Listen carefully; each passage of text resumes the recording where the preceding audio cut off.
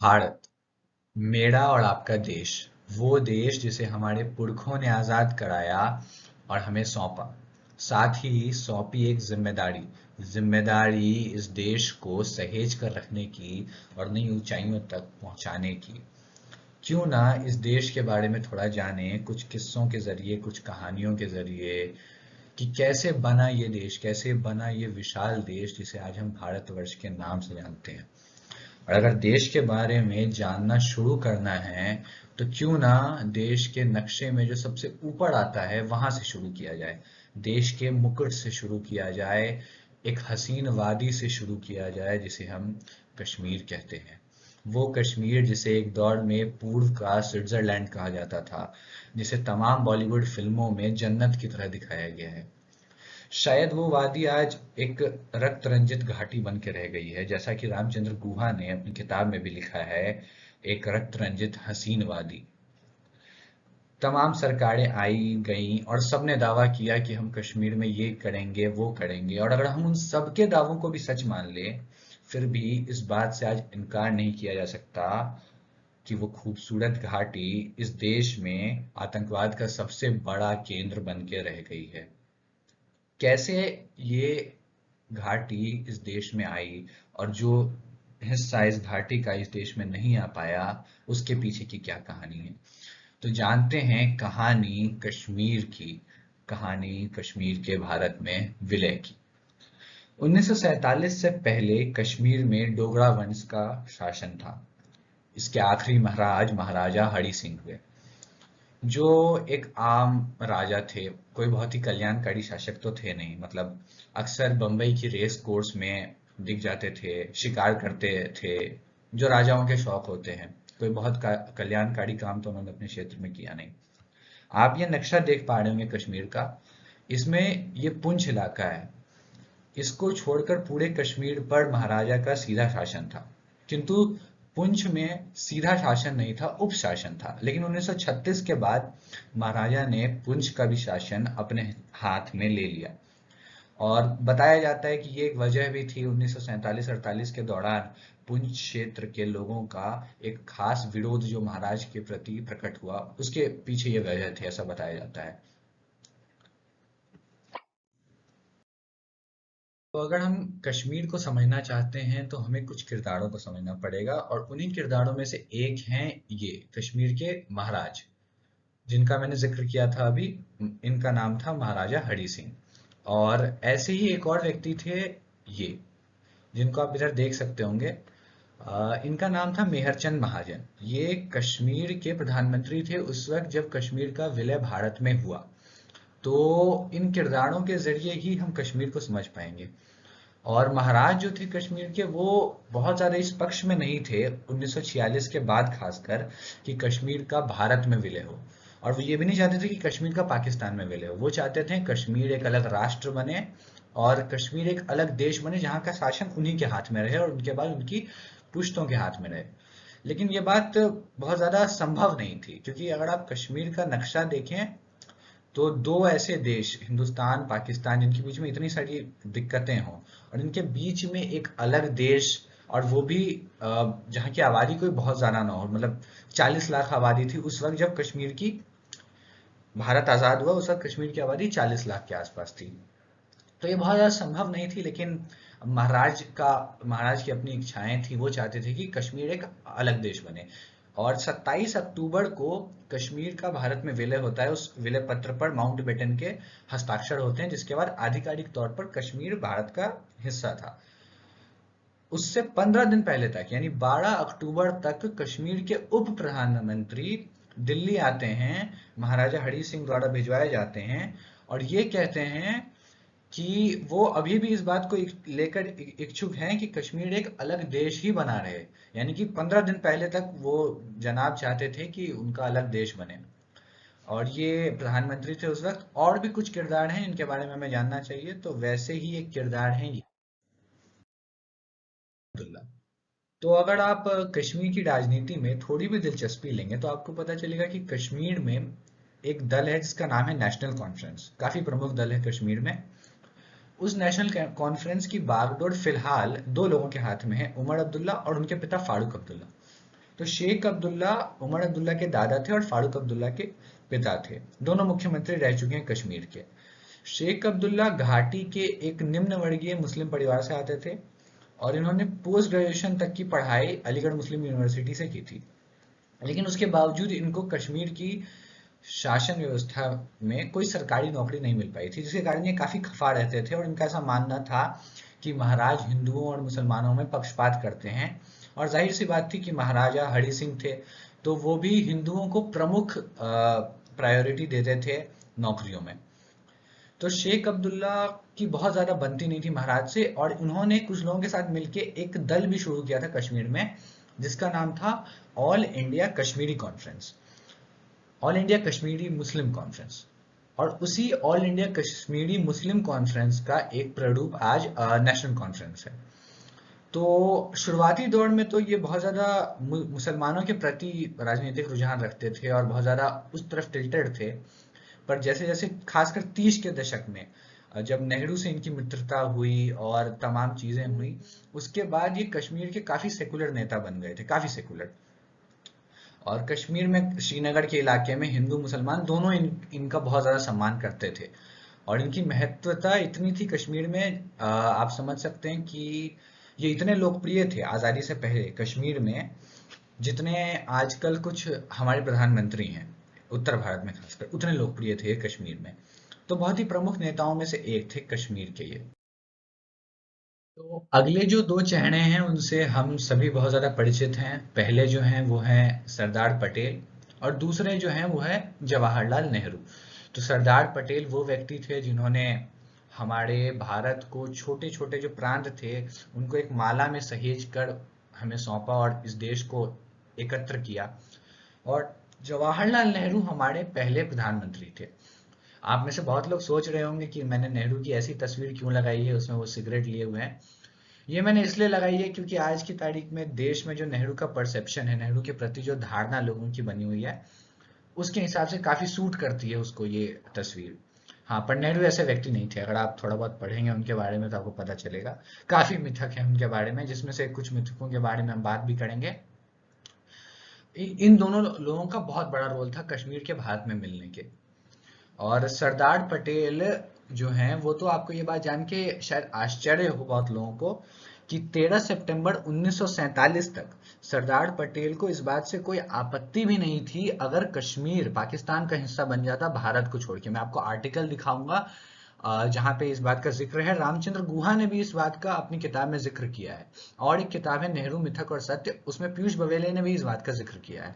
तो नेहरू को सरदार पटेल को 13 सितंबर तक इस बात की कोई आपत्ति नहीं थी, इस बात से अगर कश्मीर पाकिस्तान में जाना चाहता तब भी।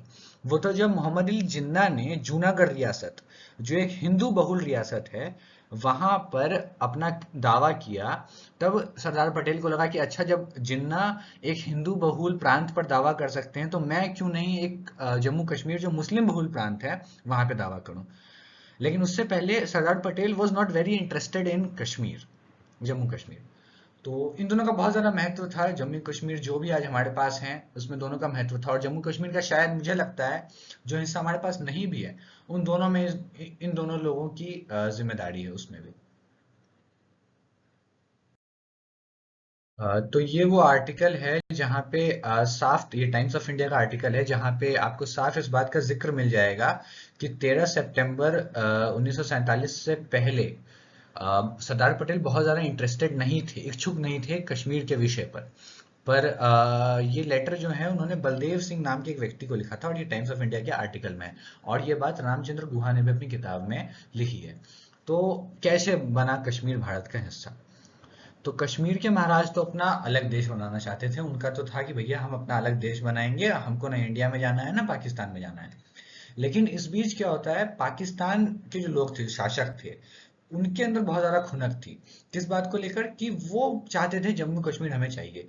और इसको लेकर बहुत सारे इतिहासकारों ने एक और बात बताई है कि अमेरिका जैसा जो देश था वो भी इस बात के पक्ष में था कि कश्मीर पाकिस्तान का हिस्सा बने, क्योंकि अगर पाकिस्तान के हिस्से कश्मीर जाता तो कश्मीर के अंदर अमेरिका के लिए कुछ भी करना बहुत आसान होता।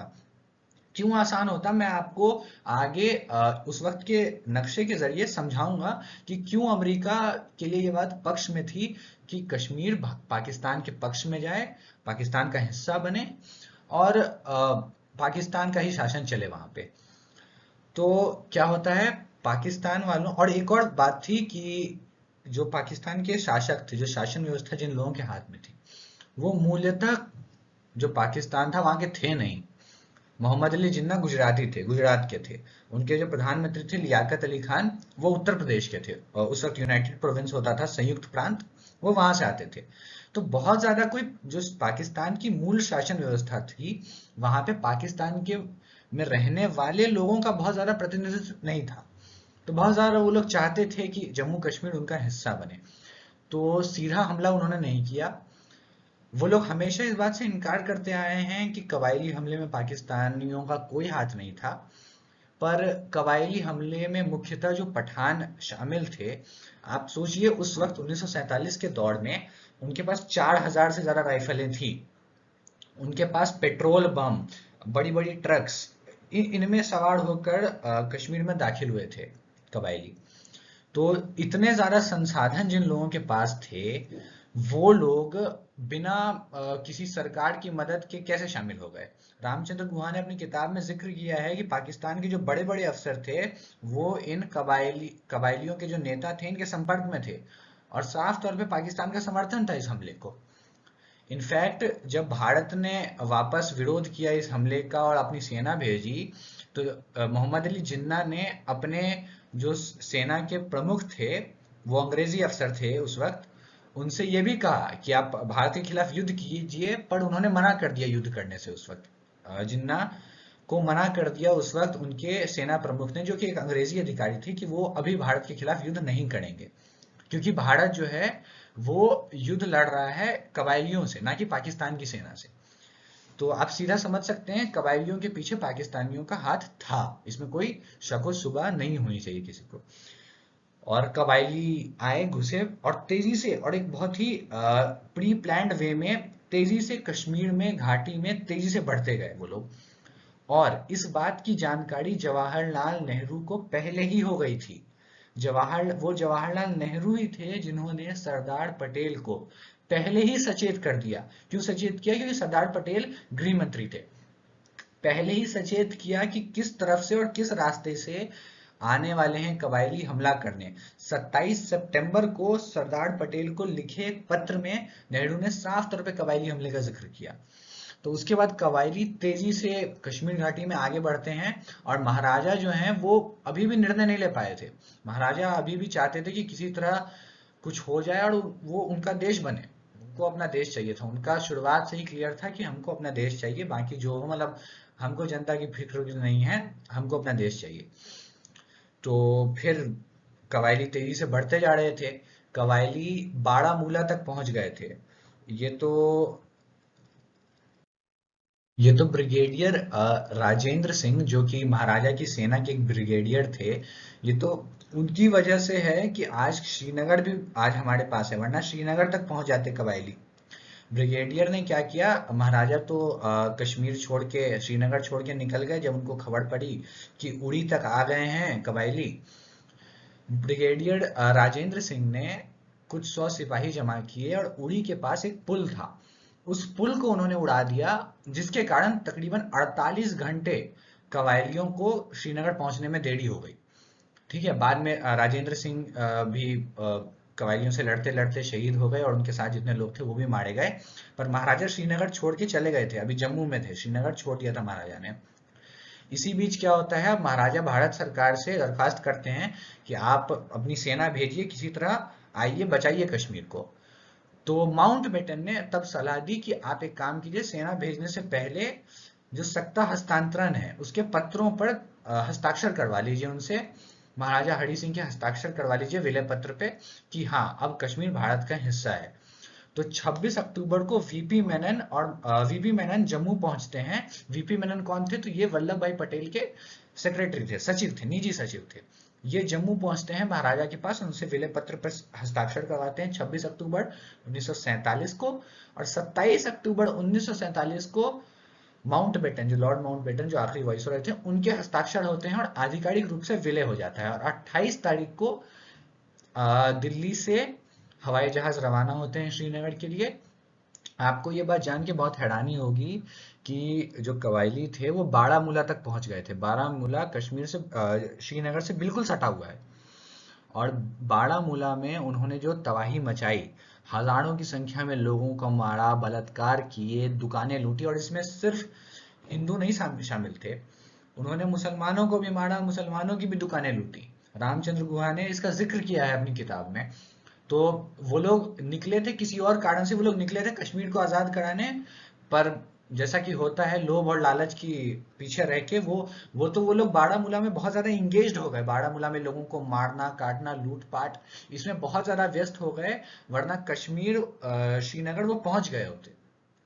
उसके बाद क्या होता है, उसके बाद भारतीय सेना श्रीनगर पहुंचती है। और भारतीय सेना जब श्रीनगर पहुंची तो वहां पे कोई शासन व्यवस्था नहीं थी, कुछ नहीं था वहां पे, ना पुलिस दिखी उन्हें, ना कोई और दिखा, कोई शासन व्यवस्था नहीं थी।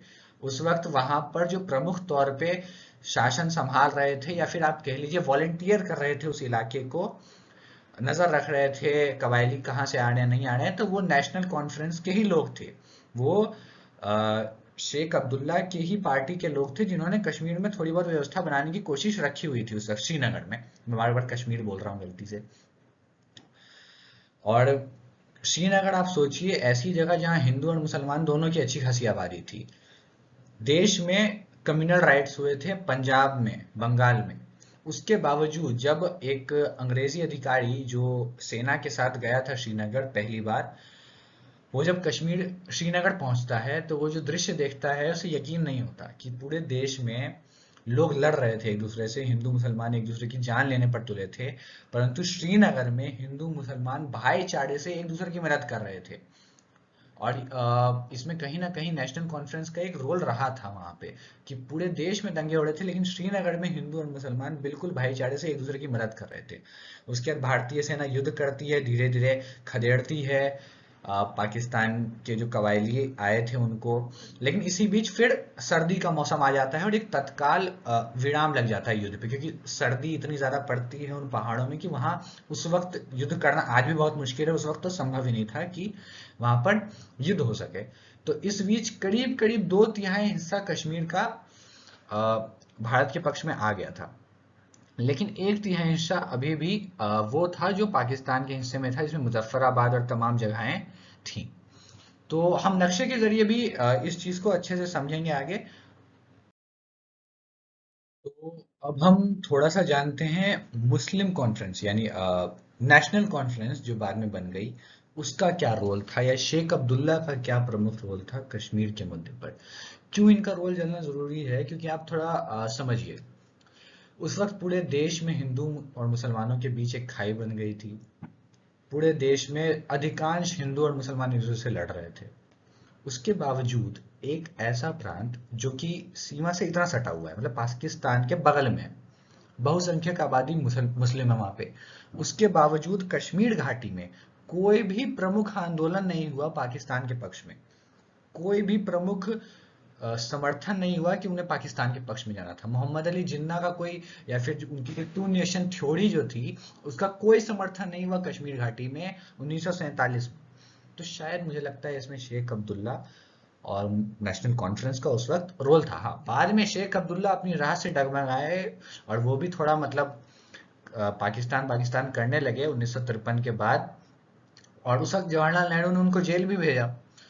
तो क्या रोल था उनका, तो हम समझ सकते हैं कि उस दौर में कश्मीर में जो हालात बनाने की जरूरत थी, हिंदू और मुसलमानों के बीच जो भाईचारा पैदा करने की जरूरत थी, उनके बीच में जो तालमेल बैठाने की जरूरत थी, उसमें शेख अब्दुल्ला का कहीं ना कहीं एक प्रमुख रोल रहा होगा।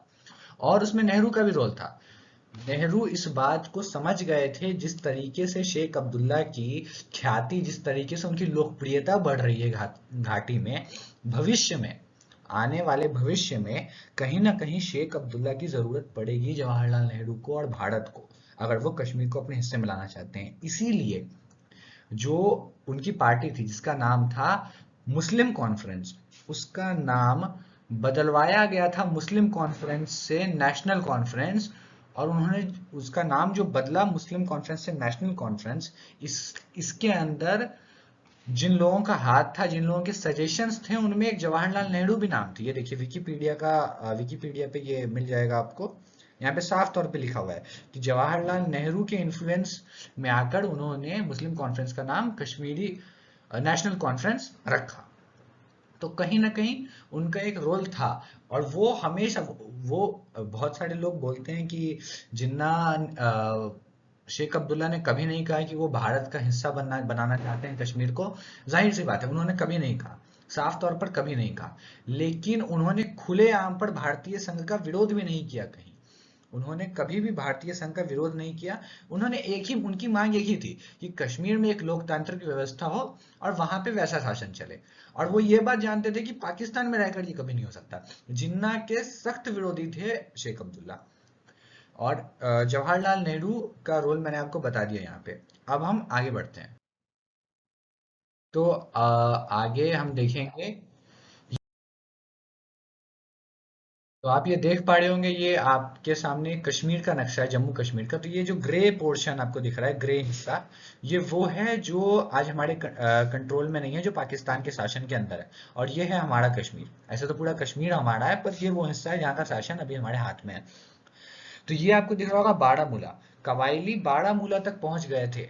ये तो राजेंद्र सिंह ने 48 घंटे उन लोगों को उलझा दिया उड़ी में। और वो लोग फिर बारामूला में आने के बाद लूटपाट में व्यस्त हो गए, जिसके कारण वो श्रीनगर नहीं पहुंच पाते, जिसके कारण वो श्रीनगर नहीं पहुंचे। अगर वो लोग श्रीनगर पहुंच जाते तो आप समझिए शायद 27 अक्टूबर तक वो लोग पुलवामा अनंतनाग में होते और भारतीय सेना पहुंच भी नहीं पाती, क्योंकि श्रीनगर में ही एयरपोर्ट है जहां से भारतीय सेना कश्मीर में दाखिल हो रही थी। तो कहीं ना कहीं ब्रिगेडियर राजेंद्र सिंह का बहुत बड़ा रोल था कश्मीर के भारत में विलय में। और उस कश्मीर आज जो भी है उसमें कहीं ना कहीं ब्रिगेडियर राजेंद्र सिंह को बहुत लोग भूल जाते हैं, बट उनका एक रोल था अच्छा खासा। तो हम आगे बढ़ेंगे। और ये देखिए, आपको मैंने कहा था कि अमेरिका चाहता था कि जम्मू कश्मीर जो है वो पाकिस्तान के हिस्से जाए, ना कि भारत में। क्यों? क्योंकि देखिए, आप माने ना माने, पाकिस्तान को समझाना बुझाना, पाकिस्तान से डील करना कंपैरेटिवली ज्यादा इजी होता भारत की तुलना में। ये बात अच्छे से जानता था अमेरिका। और ये देखिए, ये कश्मीर है। और वो कोल्ड वॉर का एरा था, ये 1947 की मैं बात कर रहा हूँ, जब देश की, दुनिया की पूरी जो राजनीति थी वो दो ध्रुवों में बटी हुई थी। एक सोवियत संघ के पक्ष में और एक अमेरिका के पक्ष में। उस वक्त 1947 में ये रहा जम्मू कश्मीर। और ये देखिए, आप यहाँ पे शायद देख पा रहे हो, अफगानिस्तान की एक छोटी सी पट्टी, जमीन का एक छोटा सा हिस्सा कश्मीर और सोवियत संघ, ये उस वक्त सोवियत संघ यहाँ तक था। ये कजाकिस्तान उज्बेकिस्तान वाला इलाका है, ये भी सोवियत संघ का हिस्सा था उस वक्त। यहाँ इसको और कश्मीर को मात्र अफगानिस्तान की एक छोटी सी पट्टी अलग करती थी। तो अगर ये पूरा पाकिस्तान का हिस्सा होता और अमेरिका यहाँ पर अपने बेस बना लेता, तो सोवियत संघ के साथ डील करने में या सोवियत संघ पर प्रेशर बनाने में कहीं ना कहीं बहुत ज्यादा आसानी होती अमेरिका को। और अमेरिका के लिए बहुत ही अच्छी बात होती अगर कश्मीर पाकिस्तान का हिस्सा बन जाता। तो आप समझ पा रहे होंगे कश्मीर की जियोपॉलिटिकल इंपॉर्टेंस कितनी ज्यादा है। तो हम आगे बढ़ते हैं कश्मीर की जियोपॉलिटिकल इंपॉर्टेंस में। और कुछ मिथकों के बारे में बात करते हैं जो कि कश्मीर के मामले में बहुत ज्यादा फैले हुए हैं, खासकर जवाहरलाल नेहरू को लेकर बहुत ज्यादा फैले हुए हैं। तो उनमें से एक जो प्रमुख मिथक है वो कि Nehru wrongly declared cease fire in 1948, यानी 1948 में जवाहरलाल नेहरू को सीज फायर नहीं रुकवाना चाहिए था। मतलब उन्होंने आदेश दिया था भारतीय सेना को कि अब सीज फायर कर दिया जाए वहां पे, इससे आगे ना युद्ध किया जाए। तो ये अगर वो नहीं करते तो आज पूरा कश्मीर हमारे पास होता। तो मुझे नहीं लगता, और मैं अकेला नहीं हूं, इसके पीछे तर्क है। तो ये देखिए आप यहाँ पे, ये हिंदुस्तान टाइम्स का एक आर्टिकल है। यहाँ पे आपको क्लियरली इस बात का मेंशन मिल जाएगा कि क्या वो वजहें रही होंगी जिसकी वजह से नेहरू ने सीज फायर डिक्लेयर करवा दिया और नेहरू ने और युद्ध को नहीं खींचा। क्योंकि आप समझिए, ये युद्ध कब से चल रहा था? 1947 के अंत में शुरू हुआ था, 1948 आ गया था। भारत को आजाद हुए मात्र 1 वर्ष हुआ था, 1 वर्ष। और यहाँ पे क्लियरली मेंशन है अमेरिका की तरफ से जो अंतरराष्ट्रीय दबाव बनाया जा रहा था वो बहुत ज्यादा था उस वक्त। और अमेरिका उस वक्त आप सोचिए कितना पावरफुल देश, और भारत एक नया बना देश, ठीक है। तो बहुत ज्यादा कहीं ना कहीं अमेरिका का इन्फ्लुएंस था उस वक्त इस दुनिया पर, और अमेरिका लगातार प्रेशर बना रहा था इस चीज को लेकर कि भारत सीज फायर कर दे। अब बहुत लोग बोल सकते हैं कि क्या अमेरिका के कहने पर, तो आप आज के कॉन्टेक्स्ट में भारत को मत देखिए कि हम अमेरिका के कहने पर क्यों करेंगे। ये 1948 के भारत को देखिए जहां पे 10% के आसपास लोग मात्र पढ़े लिखे थे, 90% लोग इलिटरेट थे, भूखमरी की समस्या थी, बहुत सारी तमाम समस्याएं थी, ठीक है। अलग अलग प्रांतों में आजादी की मांग चल रही थी, दक्षिण भारत भाषा को लेकर तमाम चीजें थी उस वक्त, तमाम समस्याएं थी। वो नए नागरिक जो पाकिस्तान से और जो आज बांग्लादेश है, जो वहां से जो नए नागरिक आए थे उनको बसाना था, और तमाम बड़ी बड़ी दिक्कतें थी देश के सामने। तो क्या उस वक्त एक लंबे युद्ध में उलझना भारत के पक्ष में होता? मुझे नहीं लगता ये सही बात है। एक लंबा युद्ध कहीं ना कहीं भारत के लिए नुकसानदायक ही होता। और वैसे भी अब, क्योंकि अब तक भारतीय सेना युद्ध कर रही थी कबायलियों से, इसके बाद अगर युद्ध और खिंचता तो युद्ध होता पाकिस्तान की सेना और भारतीय सेना के बीच में। तो कहीं ना कहीं वो युद्ध, जो युद्ध अभी तक हुआ था उससे मुश्किल होता। और अगर आप ज्योग्राफिकली कश्मीर को देखेंगे तो जो हिस्सा, जो मुजफ्फराबाद के जो जो पीओके आज है उसके बाद का जो हिस्सा है, कहीं ना कहीं वहां की जो टेरेन है, वहां की जो ज्योग्राफिकल जो भौगोलिक स्थिति है वो पाकिस्तान के पक्ष में थी। तो उस वक्त कहीं ना कहीं नेहरू को लगा होगा कि एक लंबे युद्ध में एक नए बने देश को खींचना बहुत ज्यादा सही नहीं होगा, क्योंकि हमें पूरा देश बचाना है, सिर्फ कश्मीर नहीं चाहिए, हमें देश की और भी समस्याओं को हैंडल करना है, उनसे डील करना है।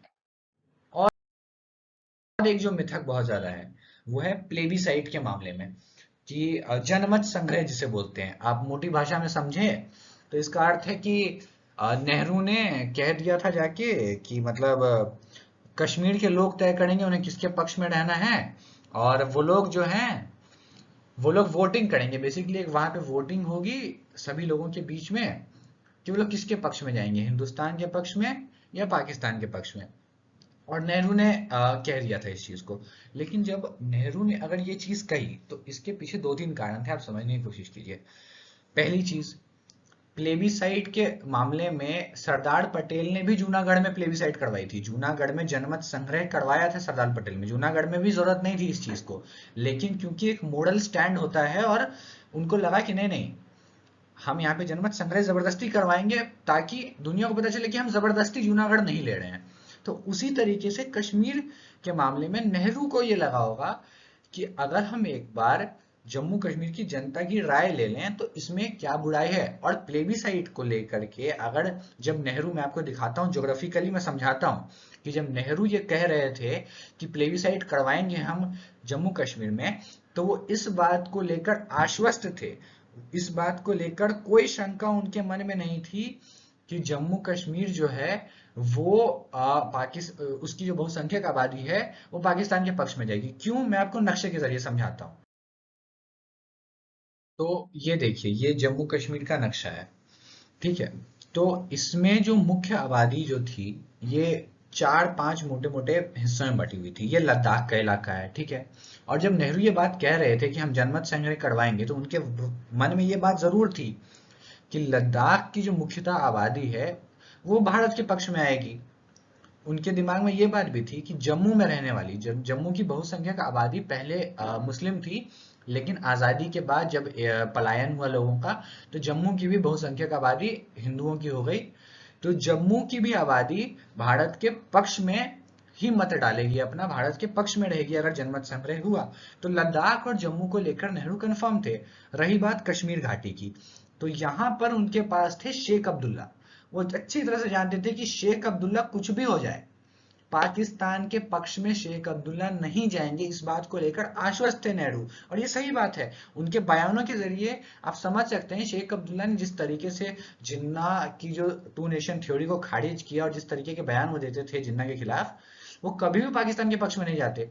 तो जम्मू कश्मीर और लद्दाख, ये जो पूरा इलाका है, नेहरू अच्छी तरह से जानते थे कि इस हिस्से में भारत के पक्ष में ही बहुसंख्यक आबादी अपना मत डालेगी। हाँ, ये इलाका जो है, जो गिलगिट का इलाका है, बाल्टिस्तान का इलाका है, यहाँ पे इस इलाके में पुंछ का जो इलाका है, क्योंकि मैंने आपको बताया था पुंछ के इलाके में महाराजा के खिलाफ खासा विरोध था, क्योंकि उन्होंने पुंछ का शासन 1936 में अपने हाथ में सीधा ले लिया था, वहां की रियासत को हटा के। तो इस इलाके में जरूर पाकिस्तान के पक्ष में बहुसंख्यक आबादी मत डालती, ये जो हरा हिस्सा आपको दिख रहा होगा यहाँ पे। लेकिन ये कश्मीर, जम्मू और लद्दाख को लेकर के नेहरू आश्वस्त थे कि यहाँ अगर जनमत संग्रह पूरे कश्मीर में होता है, तो क्योंकि ये इलाका डोमिनेट करता है पूरे कश्मीर को, तो डेफिनेटली जनमत संग्रह में जम्मू कश्मीर भारत के हिस्से आएगा। इस बात को लेकर आश्वस्त थे जवाहरलाल नेहरू। और भी बहुत सारे मिथक हैं जवाहरलाल नेहरू के बारे में, जिनके जिनके बारे में हम बात करेंगे। तो उनमें से एक जो मिथक है कि सब ठीक चल रहा था, वो सीज फायर से जुड़ा हुआ है और जनमत संग्रह से भी जुड़ा हुआ है, कि सब ठीक चल रहा था, हमारी सेनाएं तो मतलब पहुंच जाती लाहौर वाहौर तक। ये नेहरू ही थे जो यूएन तक लेके चले गए इस मुद्दे को, यूनाइटेड नेशन तक इस मुद्दे को नेहरू लेके चले गए, उनको नहीं ले जाना चाहिए था। तो मैं आपको दो तीन चीजें बताऊं। जवाहरलाल नेहरू इसको ले गए थे यूनाइटेड नेशन तक, बिल्कुल सही, कश्मीर की समस्या को यूनाइटेड नेशन तक जवाहरलाल नेहरू ले गए थे। माउंटबेटन ने सजेस्ट किया था तब लेके गए थे। क्यों लेके गए थे और कैसे लेके गए थे, इस बात को ध्यान में रखना बहुत जरूरी है।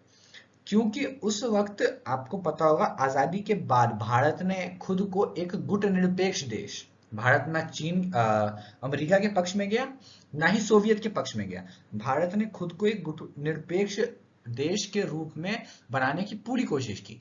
1971 तक तो हम बिल्कुल गुटनिरपेक्ष थे। तो नेहरू ने कहीं ना कहीं जब ये मुद्दा यूएन तक ले गए, तो वो कहीं ना कहीं भारत का जो मॉडल स्टैंड था, भारत का जो अपना मॉडल स्टैंड था, उसको उन्होंने मजबूत किया कश्मीर के पक्ष में। कि देखिए, उन्होंने दुनिया को बताया कि देखिए हमें कोई दिक्कत नहीं है, हम दुनिया के सामने कश्मीर के मुद्दे को रखने को तैयार हैं, हम प्लेबिसाइट भी करवाने को तैयार हैं। मुझे इस चीज को लेकर, क्योंकि उनको इस चीज को लेकर वो आश्वस्त थे कि अगर प्लेबिसाइट होती है तो पूरा जम्मू कश्मीर डेफिनेटली बहुसंख्यक आबादी भारत के पक्ष में वोट करेगी। तो जब नेहरू इस चीज को लेकर आश्वस्त थे, तो उन्होंने इस चीज को यूएन में लेके गए, और वो जानते थे इससे भारत को एक मॉडली, एक स्ट्रॉन्ग स्टैंड मिलेगा दुनिया के खिलाफ, दुनिया के खिलाफ नहीं। और तो और नेहरू इस मुद्दे को जब यूएन में ले गए, तो वो कैसे ले गए ये भी जानना बहुत रोचक है। वो उन्होंने यूएन में जो कंप्लेंट डाली, वो डाली यूएन के रिजोल्यूशन के चैप्टर 6 के तहत। तो ये जो चैप्टर 6 है, ये क्या कहता है? चैप्टर 6 ये कहता है कि आप कोई भी विवाद है, इसको लेकर यूएन में आप अपनी कंप्लेंट डालिए। अगर यूएन आप उसमें अपना पक्ष सुनाएगा, अपनी बातें रखेगा, अगर आपको मानना है तो मानिए, नहीं मानना है मत मानिए। आप बाध्य नहीं है इस चीज को लेकर कि आप यूएन का जो निर्णय है उसको माने ही, आप यूएन के निर्णय से इनकार भी कर सकते हैं। तो ये कहना कि नेहरू ने बहुत बड़ी भूल की, ऐसा नहीं है बहुत बड़ी। हाँ, आप बोल सकते हैं कि नहीं भी जाते तो कुछ नहीं बिगड़ता, लेकिन वो जब यूएन में गए तो उन्होंने भारत का एक मॉडल स्टैंड मजबूत किया। तो यही था, शायद मुझे लगता है मैं आपको थोड़ा बहुत समझा पाया हूँ, बता पाया हूँ कश्मीर के बारे में। बाकी कुछ गलती हुई हो तो मुझे माफ कर दीजिएगा। और नेहरू के बारे में कहना चाहूंगा आखिर में कि, और साथ में सरदार पटेल के बारे में भी, कि इन दोनों का बहुत बड़ा रोल है इस देश, ये देश आज हम जो भी देख रहे हैं इसके मामले में। क्योंकि हम लोग बोल देते हैं कि सरदार पटेल ने भारत छोटी छोटी मोतियों में बिखरा हुआ था, उन मोतियों को एक माला में पिरोया सरदार पटेल ने, पर उस माला को सहेज कर रखा जवाहरलाल नेहरू ने, ये एक सत्य है। और बहुत सारी चैलेंजेस थे भारत के खिलाफ जब भारत आज़ाद हुआ था और नेहरू प्रधानमंत्री थे, उन्होंने इनमें से काफी मुद्दों में बहुत अच्छे से डील किया था। तो अगर कोई ये कहता है कि नेहरू चाहते थे कश्मीर पाकिस्तान में मिल जाए, और नेहरू ये चाहते थे, नेहरू कोई कॉन्स्पिरेसी, कोई साजिश कर रहे थे भारत के खिलाफ, तो मुझे लगता है ये मूर्खता है। हाँ, नेहरू से कुछ गलतियां हुई होंगी, कोई इंसान इतने लंबे वक्त तक प्रधानमंत्री रहे, वो भगवान नहीं है जो उससे गलतियां नहीं होंगी, गलतियां हुई होंगी, आप उसके लिए नेहरू की आलोचना कीजिए। पर ये कहना कि नेहरू कोई साजिश कर रहे थे कश्मीर में, ये सब मुझे लगता है फिजूल की बातें हैं। तो धन्यवाद अगर आप यहाँ तक सुन रहे थे तो। और कोई गलती हुई हो तो माफ कीजिएगा।